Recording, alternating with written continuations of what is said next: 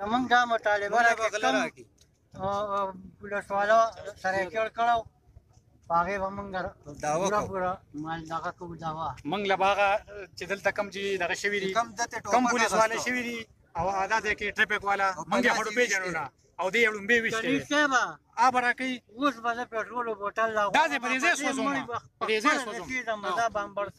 او مونږ له به آی جي پي صاحب راځي دی ته مونږ سره خبره کوي د دې ځل نه جواد خان منم نه بل منم نه بل مونږ له به آی جي پي صاحب راځي او دې ځای مونږ سره به دغه کوي مونږ سره به خبره کوي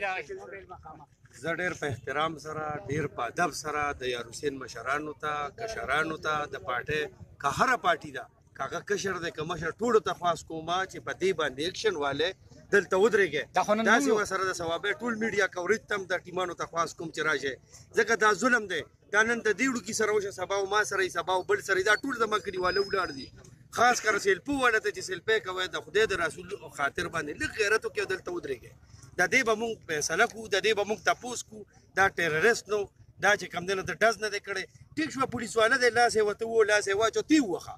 تی ووالې تی ووخه ملته پښتو دی صحیح شوه ډز یې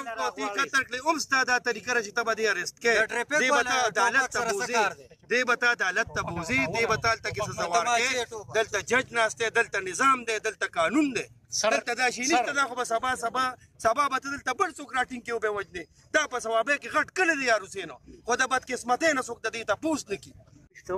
دوړه ده په دې موټو ناټې وتښتېد په دې مقبره کور ته ترې لاړو او بیا د دنیا موبایل یې را روانې دي غره غره زنانه زمونږ بار شو کې په دوته صندوقونو پورې وړو سامان یې وړو صندوقونه یې وړو او دغه یې برج یې وړو د زنانو بېعزتي وکړه د پولیسو سار یې ورته مور ویلي دي که نه سار یې د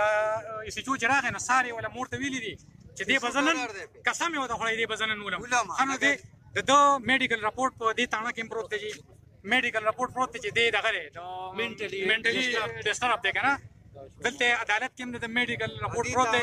دې تاڼې له هم میډیکل رپورټ ورکړی دی چې یاره دی مینټل دی ښه د هغې د پاسه دې راځي او سړی ولې بیا ګرفتارول هم شو د امین الله په ځای باندې چاپه دغه شوه 15 ډاکسن ورپسې راغلل ډېر چاپېره تاو شو زنانه پولیس والا ورسره وي ورپسې تللی شوې ده سره یو تماچه له لاس کې یو ډز یې وویشته چې دې راپرېوته تماچه هېڅ ورسره نو تش تور او بیا پې دې راللو داسې دا ټول ګاوند دا ټول خلک دغه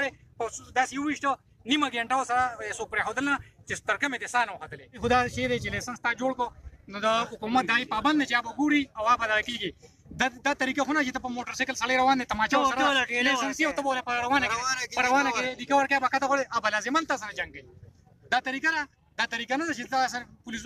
دغه له مجرم لا یا مجرم شه یا سړي سره چاقو شه یا تماچه شوه ته هغه په لاره باندې